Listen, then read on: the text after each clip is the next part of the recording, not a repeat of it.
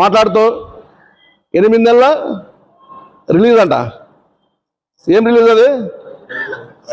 Trailer. ఇప్పుడు 8 నెలల trailer చూశారు జనమంతా, ఆదరణ జనం. 8 నెలల ట్రైలర్లో నీ సినిమా ఫ్లాప్ అయింది. 8 నెలల ట్రైలర్లోనే నీ సినిమా ఫ్లాప్ అయింది. ఇంకా 4 నెలలు ఇట్టుగావు నువ్వు, ఇంకా 4 ఏళ్ళలో నువ్వు ఇట్టుగావు.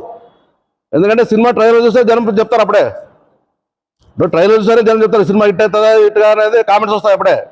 ఈ 8 నెలలు నువ్వు ఏమైతే ట్రైలర్ ఇచ్చినావో, అంటే భూ కబ్జాలు అయితేనేమి, తర్వాత రైస్ దోపిడీ అయితేనేమి, తర్వాత గర్ల్స్ దోపిడీ అయితేనేమి, ఇవన్నీ చూసినారు. 8 నెలలు చూసినారు. ఆ 8 నెలల్లోనే నీ ట్రైలర్ ఫెయిల్ అయిపోయింది ప్రజలు కూడా. ఇంకా రాబో 4 ఏళ్ళలో నీ సినిమా ఇట్టు కాదు, ఇది తెలిసిపోయింది ప్రజలు కూడా. ఏమన్నా నువ్వు మాట్లాడాల్సింది తప్పితే నువ్వు ఏమి చేయని చెప్పి తెలుగు అర్థమైంది. కాబట్టి దృష్టిలో పెట్టుకొని పత్రికా విలేకరులందరికీ పేరు పేరున నేను ధన్యవాదాలు తెలుపుకుంటున్నాను. ఈరోజు ఈ సమావేశము ఏర్పడటకు ముఖ్య కారణము, జగనన్న కాలంలో రైతుల నుంచి దాదాపుగా 65 రైతుల దగ్గర నుండి దాదాపుగా 50 మంది వైఎస్ఆర్ పార్టీ నాయకులు ఏదో లాలూచి పడాలని చెప్పి మన ఎమ్మెల్యే పార్సారథి గారు చెప్పడం జరిగింది. గత 15 రోజుల నుండి మన ఎమ్మెల్యే గారు ఢిల్లీ ప్రచారం పోయి, ఢిల్లీలో ఏదో ఎలక్షన్ అని చెప్పి ప్రచారం పోయినాడు.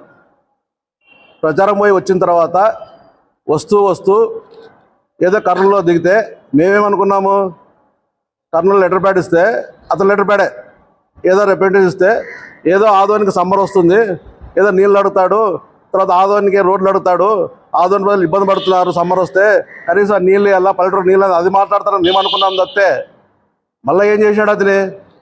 గత 8 నెలల నుండి ఏమైతే ఈ భూ కబ్జా, ఈ వైఎస్ఆర్ పార్టీ వాళ్ళ మీద అభిమానాలు చేయడము, అవి తీసుకోపోయి కలెక్టర్ గారికి ఏమి ఇచ్చినాడు? దాదాపుగా 50 మంది పేర్లు ఇచ్చాడు. కనీసం ఆ 50 మంది పేర్లు ఇచ్చేటప్పుడు కనీసం వాళ్ళు దీంట్లో ఉన్నారా లేదా, వాళ్ళు ఎటువంటి వ్యక్తులు, కనీసం వాళ్ళ బ్యాక్గ్రౌండ్ ఏమి, గతంలో వాళ్ళు ఏమైనా పొరపాట్లు చేసినారా అనేది ఒకసారి ఆలోచన చేయాలి ఎమ్మెల్యే కూడా. ఎందుకంటే ఈరోజు 65 మంది రైతుల్ని నువ్వు సరే వాళ్ళని ఎన్నికేసుకొస్తున్నావు, మరి రైతులు కూడా నువ్వు పిలుచుకోపోయి కలెక్టర్ దగ్గర ఆ 65 మంది రైతులు ఫలానా వ్యక్తులకి మా నుండి ఇంత అమౌంట్ ముట్టింది అని ఎందుకు కానీ చెప్పలేకపోతున్నావు. ఒకసారి ఎందుకు ఆలోచన చేయండి. గవర్నమెంట్ నీదే, ఎమ్మెల్యే నీవే, కలెక్టర్ మీ వాళ్ళే. అంటే కలెక్టర్ మన వాళ్ళంటే ప్రజల నుంచి ఉద్దేశం నుంచి కలెక్టర్ అంటే అటువంటి వ్యక్తికి నువ్వు ఎందుకు కానీ రైతులు పిలుచుకోపోలే? ఇది ఈ తదానం జరుగుతూ 8 నెలలు అయింది. ఇది ఎమ్మెల్యే గారు గెలిచి 8 నెలలు అయింది. మరి 8 నెలల్లో మరి ఏ ఒక్క రోజైనా కానీ ఒక రైతును పిలుచుకుపోయి కలెక్టర్ దగ్గర పోయి ఎందుకు కానీ మేము ఎవరైనా కూర్చున్నామో ప్రతి ఒక్కరు ఉన్నాం, ఎవరికి సంబంధం లేని వాళ్ళంతా ఇక్కడ ఉన్న వాళ్ళంతా పేరుతో సహా మీరు ఇచ్చారు ఎమ్మెల్యే గారు. మరి మాకు ఇటువంటి ఏ సంబంధం లేదు దాంట్లో. మరి ఒకసారి ఎమ్మెల్యే కూడా ఇచ్చేటప్పుడు ఆలోచన చేయాలి. మళ్ళీ ఈరోజు ఆధారం లేని ఎమ్మెల్యే గారు ప్రజలు తీసుకోవాలని చూస్తున్నారు. ప్రజలు కూడా నమ్మేటట్లు లేడు. ఎందుకంటే గత 8 నెలల నుండి చూస్తున్నాం మన ఎమ్మెల్యే గారి యొక్క ప్రవర్తన, ఎమ్మెల్యే గారు ఏం స్టేట్మెంట్ ఇస్తారు, ఎమ్మెల్యే గారు ఎక్కడ ప్రజలకు ఏం చెప్తారు అని ప్రజలు ఎవరు 8 నెలల నుండి ఎవరు నమ్మడంలే. కాబట్టి దీన్ని దృష్టిలో పెట్టుకోవాలి ఎమ్మెల్యే కూడా. 8 నెలలు ప్రభుత్వం వచ్చి 8 నెలలు ఏ మీటింగ్లో అన్నా పోని, ఎక్కడన్నా పోని ఇదే భూ కబ్జా, ఇదే దుండాలంటారు, దండ అంటారు, ఏదేదో ఇష్టానుసారం అతను నోటికి ఏమొస్తే అది మాట్లాడుకుంటూ పోతున్నాడు. నిన్న కూడా చూసినాం బీజేపీ సమరాలు ఎవరైనా చేసుకోవచ్చు, ఎందుకంటే వాళ్ళ పార్టీ గెలిచింది కాబట్టి ఢిల్లీలో. కాబట్టి ఎవరైనా ఏ పార్టీ అయినా కానీ గెలిచిన తర్వాత సమరాలు చేసుకుంటారు. సమరాలు చేసుకునేటప్పుడు ఆ స్పీచ్లో పబ్లిక్ మీటింగ్లో చెప్పినాడు అది కొన్ని విషయాలు. చెప్తే వాళ్ళ ప్రభుత్వం గురించి చెప్పాలా, మోదీ ఇట్లా చేసినాడు అట్లా చేసినాడు, ఇంకా చేస్తాడు, ఢిల్లీని ఇంప్రూవ్ చేస్తాడు, ఏదో 27 ఏళ్ళ తర్వాత మాకు అధికారం ఇచ్చారు, వాళ్ళలో లేని క్యాపిటల్ని ఢిల్లీని చేస్తానని చెప్పి చెప్పుకుంటూ పోలు తప్పితే మళ్ళా దాంట్లో ఏం చెప్పినాడు? ఆదోని విషయానికి వస్తూ ఆదోని గుండాలంట, ఆదోని కబ్జాలంట. చూడండి, సంబంధం లేని విషయం. ఏ సందర్భం వచ్చినా ఏమొచ్చినా ఒక కబ్జా తప్పితే ఏది మాట్లాడలేదు ఎమ్మెల్యే గారు. కాబట్టి దీన్ని కూడా దృష్టిలో పెట్టుకోవాలి ఎమ్మెల్యే గారు కూడా. ఎందుకంటే మాట్లాడేటప్పుడు సరైన పద్ధతిలో మాట్లాడితే బాగుంటుంది. ఎందుకంటే ఈరోజు కొంతమంది మా వైఎస్ఆర్ పార్టీ కౌన్సిలర్లు అయితేనేమి, మండల నాయకులు అయితేనేమి ఈ ప్రెస్ మీట్లో జరగడం జరుగుతుంది. మన దాన్ని దృష్టిలో పెట్టుకుని ఎమ్మెల్యే గారు కూడా ఇటువంటివి చేస్తే, అంటే కలెక్టర్కి రిప్రజెంటేషన్ ఇస్తే వాళ్ళు ఏదో భయపడతారు, రేపు ప్రెస్ మీట్లకు రారు, నన్ను ప్రశ్నించరు అనే ధోరణిలాగా ఉన్నట్లుంది ఆ ఐడియా. కానీ మేము అటువంటి కాదు. ఈ రోజు నుండి మేము ఇంకా ఎక్కువ చేస్తాం. నీ యొక్క అవినీతి కార్యక్రమాలు ఏమైతే ఉన్నాయో ప్రజలు తీసుకుపోతాం, మేము కూడా తీసుకుపోతాం. మేమేమనుకున్నాము, సరే ప్రజలు నిన్ను గౌరవించినారు, ప్రజలు నీకు ఓట్లు వేసినారు, నిన్ను ఎమ్మెల్యేగా గెలిపించినారు, నువ్వు ప్రజలకి సమాధానం చెప్పుకుంటూ ప్రజలకి అభివృద్ధి చేస్తూ పోతాని చెప్పి మేము అనుకున్నాం 8 ఏళ్ళ నుండి. మరి 8 ఏళ్ళ నుండి వైఎస్ఆర్ పార్టీ మీద మీరు అభండాలు చేయడం తప్పితే వేరే ఏ కార్యక్రమం చేయడంలే. మళ్ళీ ఇప్పటి నుండి మేము కూడా ఇందులో మేము కూడా ప్రజలే పోలే. మా వైఎస్ఆర్ పార్టీ తరఫున నుండి ఏదో గవర్నమెంట్ కొత్తగా వచ్చింది, వాళ్ళు ఇంకా 1 ఇయర్ టైం ఇవ్వాలనుకున్నాం, వాళ్ళు ఏదో పథకాలు ఇస్తారు, అది ఇస్తారు, ప్రజలకు మేలు చేస్తారని చెప్పి మేము కూడా అనుకుంటున్నాం తప్పితే మళ్ళీ ఈరోజు కూడా ఎమ్మెల్యే గారు మా మీద అంటే వైఎస్ఆర్ పార్టీ పేరు మీద అభండాలు చేస్తూ మరి ప్రజల్లోకి తీసుకోవాలని చూస్తున్నాడు. ఇంకా మేము కూడా సహించాము ఇవన్నీ. ఎందుకంటే గతంలో కూడా ఇటువంటి ఎన్నో ఆరోపణలు చేశారు, అయినా కానీ మేము ఖండించలేదండి. కానీ ఈరోజు వ్యక్తిగతంగా ఒక పర్సనల్ పేర్లు పెట్టి ఏ సంబంధం లేని వాళ్ళని ఈరోజు ఇన్వాల్వ్ చేస్తూ ప్రజలకు అంటే తప్పుడు మెసేజ్ ఇస్తూ అటువంటి వ్యక్తులు కాదని చెప్పి ప్రజలు కూడా తెలుసు. ఈరోజు నిన్న ఇచ్చినంత మాత్రం నువ్వు చెప్పినంత మాత్రం మమ్మల్ని ప్రజలు నమ్మడంలే. ప్రజలే నాకు ఫోన్ చేస్తున్నారు, ఏం సార్ ఏం రెడ్డి గారు మీ పేరు ఇచ్చారు మేమేం చెప్పలేకపోతున్నాం. ఇప్పుడు ఏమని చెప్తే మరి ఏం చెప్పాలి, మరి ఎమ్మెల్యే తిట్టాలి మరి మేము ఆ ఎమ్మెల్యే ఇట్లా చేస్తాడని చెప్పి. కాబట్టి మేము ప్రజలు ఆలోచన చేస్తున్నారు ఇవన్నీ. కాబట్టి దీన్ని దృష్టిలో పెట్టుకొని మరి ఎమ్మెల్యే కూడా రాబో కాలంలో అభివృద్ధి అనేది ఆలోచన చేయండి. ఇప్పుడు నేను చెప్పినాడు, ఎందుకంటే దేవుడు నీకు ఇచ్చాడు, మాట్లాడే స్వభావం ఇచ్చాడు, తెలివి ఇచ్చాడు, మంచి పద్ధతిలో నువ్వు మాట్లాడతావు. దాన్ని ప్రజల మీద దృష్టి పెట్టుకొని అభివృద్ధి మీద దృష్టి పెట్టుకొని మాట్లాడాల్సి వస్తే ఈరోజు ఏమున్నా వైఎస్ఆర్ పార్టీ.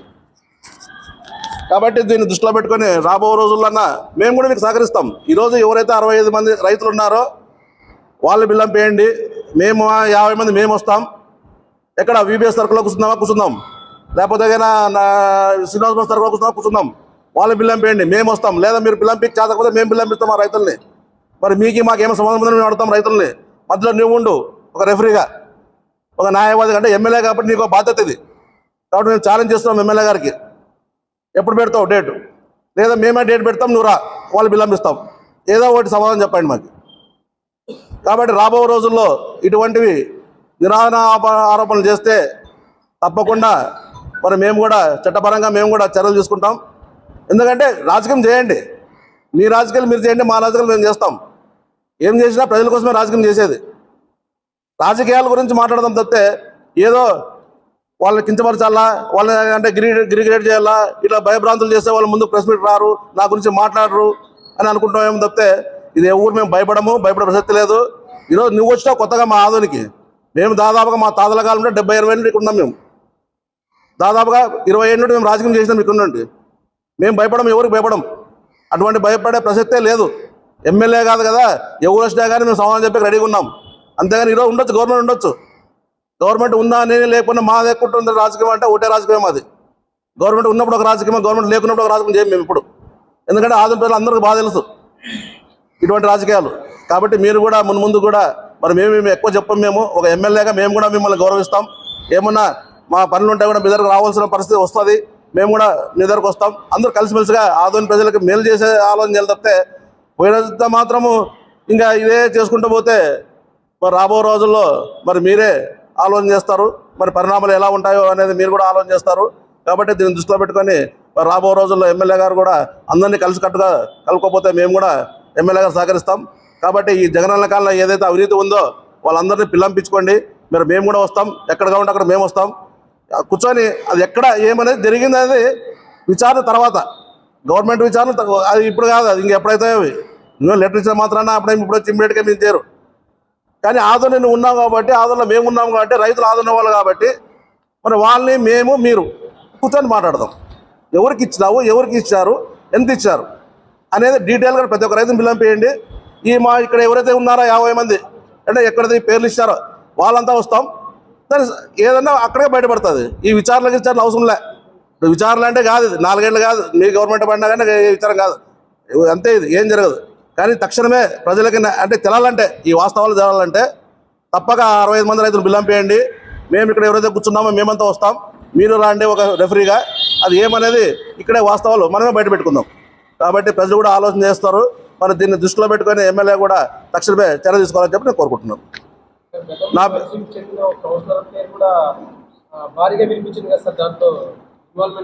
నేను అదే చెప్తున్నాను. ఇప్పుడు వైసీపీ గతంలో ఎమ్మెల్యే గురించి చెప్పారు.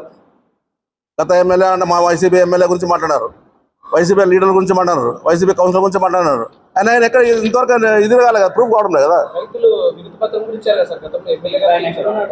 ఎక్కడ అది ఎవరు వాళ్ళు? ఎవరు వైఎస్ఆర్ పార్టీ నుండి బీజేపీ పోయిన అతనే ఇప్పుడు అతను పక్కలో ఉన్నాడు. అతను కూడా అతని చరిత్ర అంతా తెలుసు.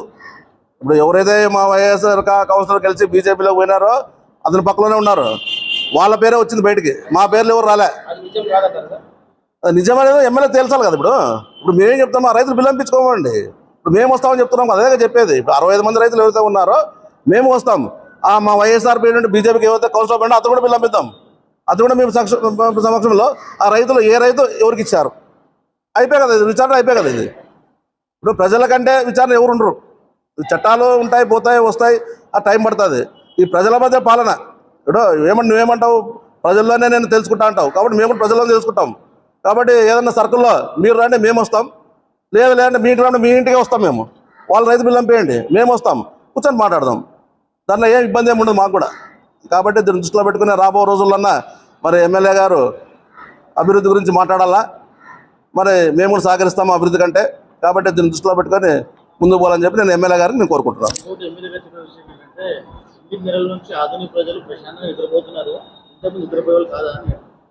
ఇప్పుడు అది ఒకటే, అదే నిన్న మాట్లాడినాడు ఎమ్మెల్యే గారు కూడా. వాళ్ళ సంబరాల్లో చేసుకుంటూ ఎమ్మెల్యే గారు కూడా మైక్ తీసుకొని ఆదోన్లో రౌడీలు, గూండాలు గతంలో నిద్రపోయడంలో ప్రజలకి అని చెప్పడం జరిగింది. మళ్ళీ గతంలో 10 ఏళ్ళ నుండి అవతల టీడీపీ వాళ్ళ ఎమ్మెల్యేగా ఉన్నారు, తర్వాత వైఎస్ఆర్ ఎమ్మెల్యేలు మేము వచ్చినాం. మళ్ళీ ఎప్పుడైనా ప్రజలు ఇబ్బంది పడినారో మరి ఎవరు తెలియదు. ఇతను కొత్తగా వచ్చాడు, ఇతను ఎమ్మెల్యే పార్సార్థ్ గారు కొత్తగా వచ్చినాడు. మరి గతంలో అందరూ బాగా ఎక్స్ట్రాగా నిద్రపోయినారు, ఎవరికేమి ఇబ్బంది పెట్టలే. ప్రజలకి ఆదోన్ ప్రజలకి ఎప్పుడు వచ్చాం కంప్లైంట్ చేయలే. మళ్ళీ ఈరోజు కొత్తగా వచ్చే ఎమ్మెల్యే గారు ఆదోన్ గురించి ఏం తెలియదు అతనికి. అది ఏదో మాట్లాడుతున్నాడు, వాయిస్ చేయాలా, ఏదో ప్రజలకు పోవాలా వాయిస్, దాన్ని ఏదో అంటే చెప్పినట్ల డైవర్షన్ పాలిటిక్స్. ఇప్పుడు మేము ఏదో ఒకటి చెప్తే దాన్ని పరిపించాక ఇంకోటి చెప్తాడు అతను. కాబట్టి దీన్ని ఆలోచన చేస్తున్నారు. అయితే ప్రజలు చూస్తారు, వీడియోలు చూస్తున్నారు, అన్నీ చూస్తారు, మాకు కూడా ఫోన్లు చేస్తున్నారు. ఏం ఎమ్మెల్యే ఇట్లా మాడుతూ అంటారు. సరే, ఎవరు వాయిస్ వాళ్ళది ఉంటుంది, మా వాయిస్ మాకుంటుంది, అతని వాయిస్ వాళ్ళకు ఉంటుంది. కానీ మాట్లాడే విధానము, మాట్లాడే పద్ధతి, ఒకరి మీద నిందలు మోపేటప్పుడు వాళ్ళు ఎటువంటి పని చేశారు అనేది ఆలోచన చేసి మాట్లాడితే బాగుంటుంది. కాబట్టి దీన్ని దృష్టిలో పెట్టుకొని ఎమ్మెల్యే గారు మాడాలని చెప్పి కోరుకుంటున్నాం. నా పేరు Chandrakant Reddy, district vice president.